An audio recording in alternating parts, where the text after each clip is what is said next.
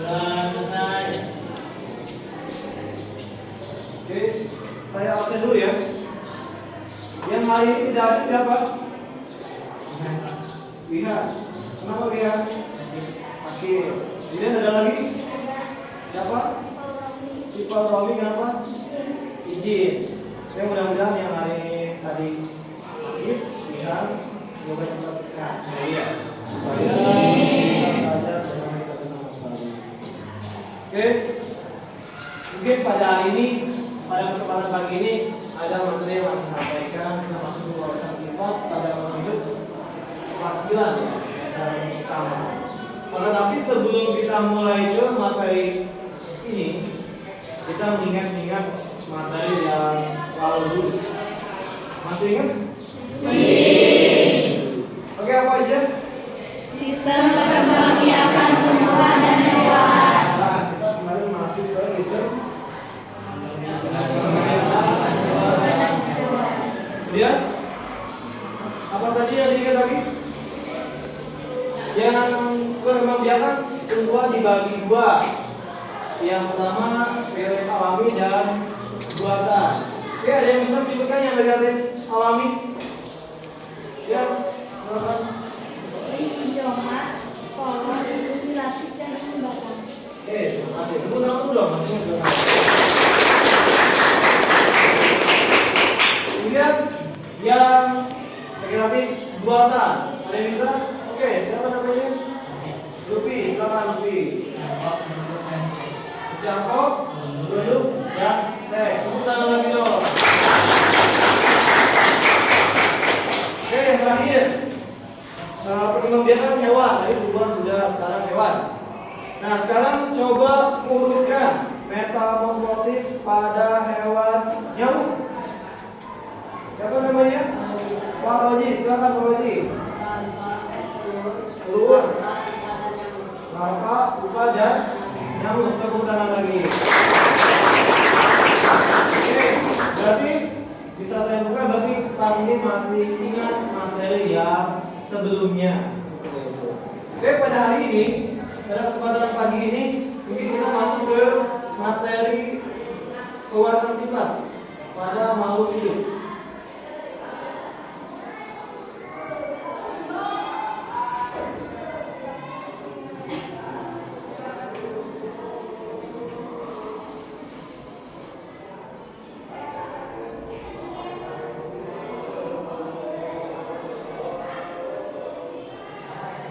Nah, di sini pada dasarnya menerapkan konsep pewawasan sifat dalam pemeliharaan dan kelangsungan makhluk hidup. Kemudian indikatornya menjelaskan molekul yang mendasari pewawasan sifat pada makhluk hidup. Kemudian tujuan pembelajarannya mendefinisikan pewawasan sifat pada makhluk hidup. Kemudian menjelaskan struktur DNA dan RNA. Kemudian membandingkan kromosom pada laki-laki dan perempuan, dan yang terakhir adalah membuat model DNA. Kemudian, adapun manfaatnya, manfaat pada materi ini berarti kalian harus mengingat atau membiarkan hewan dan tumbuhan yang memiliki sifat unggul atau nanti kita berharap nanti hasilnya adalah sifatnya atau anaknya atau keturunannya dapat unggul. Contohnya di sini saya misalkan punya mangga yang manis dan yang asam, kita kawinkan hingga menghasilkan nanti mangga yang manis seperti itu.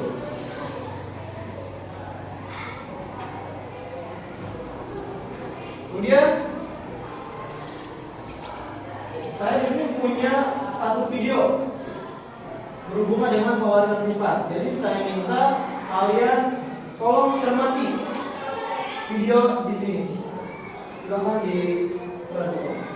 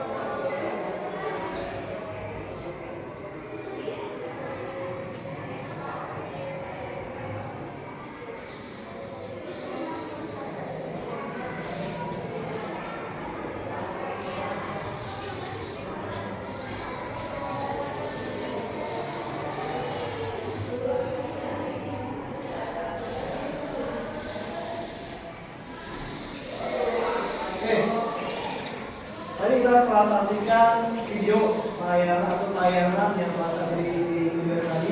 Kemudian mungkin dari hasil video yang tadi mungkin ada beberapa dari kalian yang mungkin yang berpendapat tentang video yang tadi mungkin ya.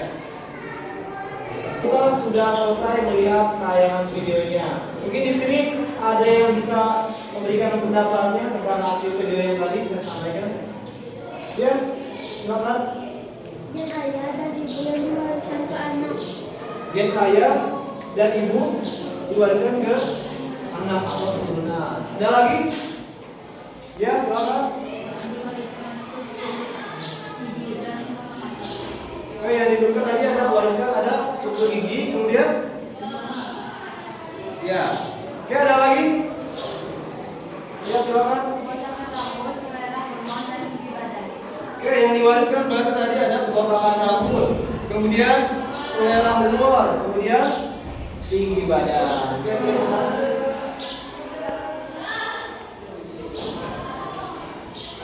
Nah, ini adalah suatu pewawasan sifat.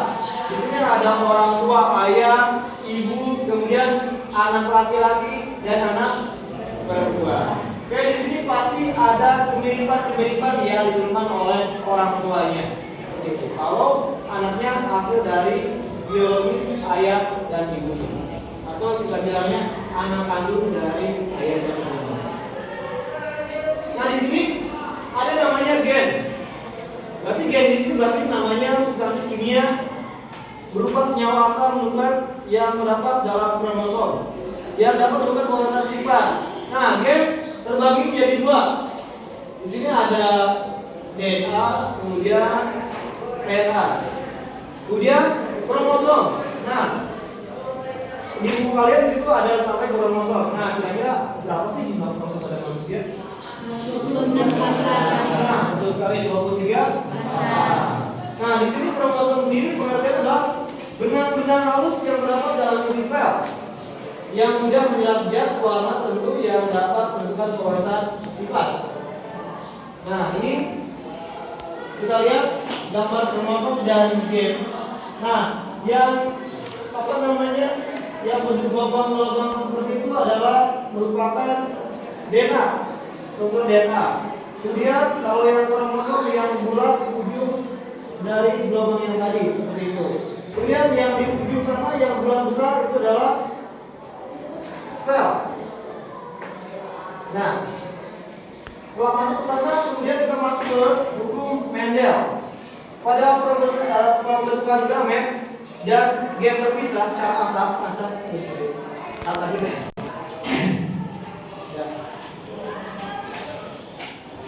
Oke. Sekarang hukum Mendel. Pada proses pembentukan gamet, gen berpisah secara acak atau hukum segregasi secara bebas atau dikenal dengan hukum Mendel 1. Kemudiannya misalkan contohnya nih. Di sini kasih inisial M besar dan M kecil. Berpisah menjadi dua gamet yaitu M besar dan M kecil. Pada proses pembuahan atau fertilisasi, gamet akan bertemu dengan atau secara acak pula atau dikenal sebagai hukum Mendel 2. Ya, pada contoh di atas, gamet M besar dapat membuahi gamet lainnya. Misalnya M besar atau dapat juga M kecil. Nah, ini gambar apa ini? Nah, ini adalah gambar struktur tubuh kita atau tubuh kalian, orang tua kalian, kemudian kalian. Nah, di sini peranan genetik itu sangat mengaruhi hasil keturunannya. Jadi orang tua pasti berpengaruh ke turunannya atau ke anaknya. Contoh di sini kulit. Nah, kulit ada yang warnanya apa aja kalau kulit? Putih, kemudian sawo mata, kemudian hitam. Kemudian ada lagi cuping telinga. Nah, ini cuping telinga di sini ada yang terpisah atau ada yang melekat. Nah, bisa pegang sendiri, silakan pegang sendiri. Kira-kira bisa atau melekat, atau bisa juga dilihat oleh teman sebangkunya. Kemudian ada lagi rambut. Nah, rambut di sini ada yang lurus, kemudian bergelombang, kemudian ada juga yang keriting. Kemudian ada juga postur tubuh. Nah, ini postur tubuh. Ada yang tinggi, kemudian ada lagi ada yang pendek, dan ada lagi yang lurus dan gemuk. Kemudian di sebelahnya ada lagi hidung. Nah, ini berarti ada kemungkinan maju dan gesek. Kemudian bola mata. Di sini kalau kita orang Indonesia biasanya manusia lebih ke sipit-sipitan, seperti itu ya, lebih ke kecil. Di sini ada yang bulat, kemudian ada juga yang sipit. Kemudian di sini alis mata. Nah, ini ada yang tebal, kemudian ada juga yang tipis. Nah, sekarang ada tugas yang harus dikerjakan oleh kalian. Di sini tugasnya kelompok. Oke, silakan buat kelompok terdiri dari 4 sampai 5 orang. Silakan buat.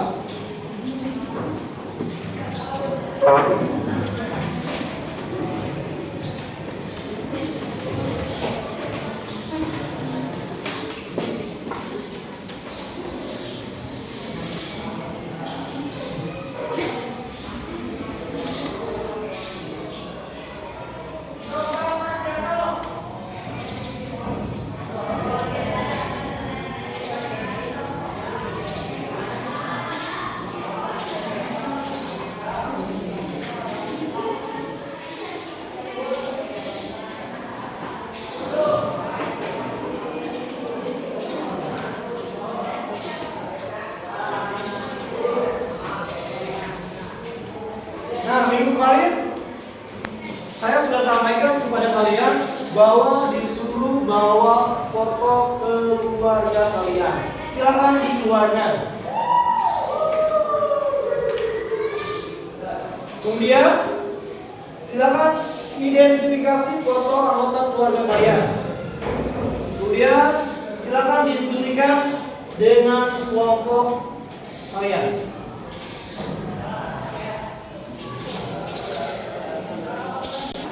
Ada yang kesulitan? Oke, ya. Yang mana? Oh, ini berarti ciri-ciri yang muncul dari ayah. Ini yang muncul dari ayah ini muncul pada kamu. Misalkan contohnya warna kulitnya, misalkan sawo matang, kemudian kamu misalkan sawo matang juga seperti itu ya. Kemudian kalau ini yang bawahnya ibu dan seterusnya.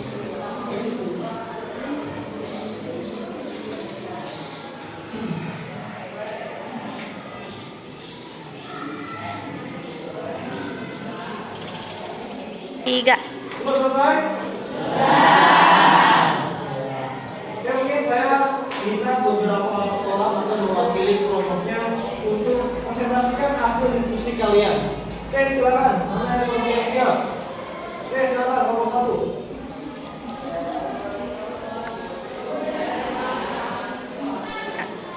Assalamualaikum warahmatullahi wabarakatuh.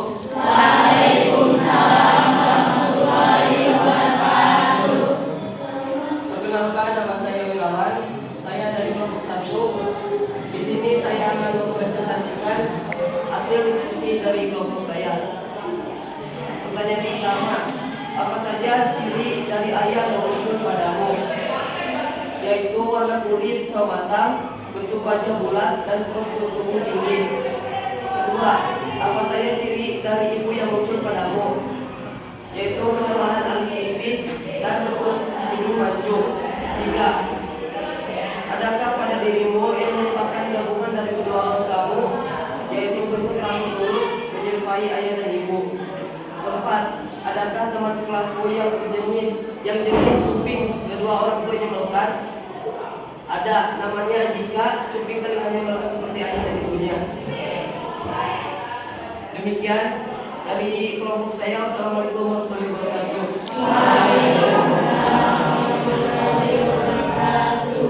Oke, tepuk tangan Wirawan. Oke, silakan kelompok selanjutnya. Ya, di kelompok mana? Kelompok 6, silakan.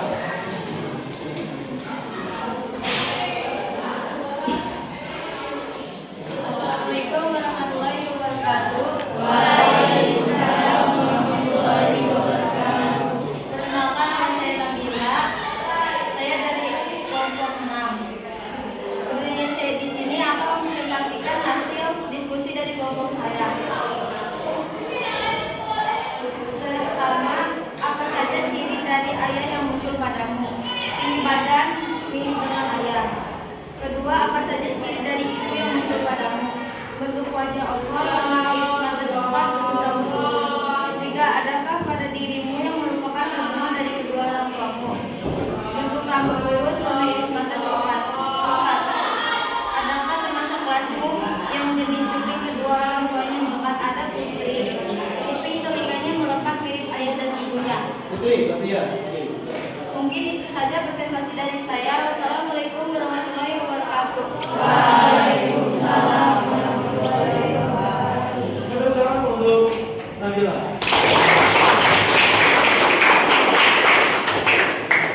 Nah, mungkin tadi sudah presentasi, ya kan? Hasil dari diskusi tadi, kemudian kalian berjalan, kemudian dipaparkan di depan. Nah, itulah hasil kerja kalian. Oke? Hari ini kita materinya sudah selesai, tapi di sini kita ada namanya kesimpulan. Kesimpulan itu dibuat oleh kita atau oleh kalian. Jadi saya tuliskan ini. Oke, ada yang bisa membantu saya untuk menambahkan kesimpulan pada hari ini? Oke, silakan ya.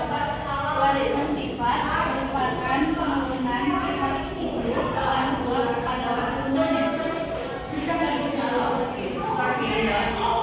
Ada lagi yang menambahkan?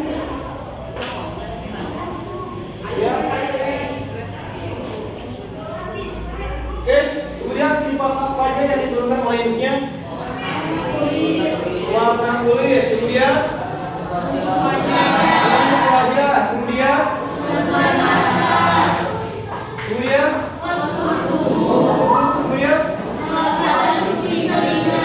oke, terima kasih. Nah, inilah hasil kesimpulan yang kalian buat.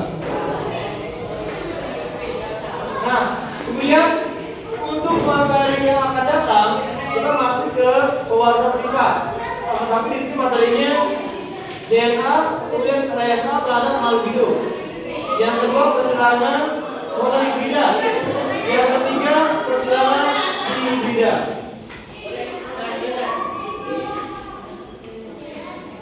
Oke, mungkin itu saja materi pada hari ini. Kurang lebihnya mohon maaf. Wassalamualaikum warahmatullahi wabarakatuh.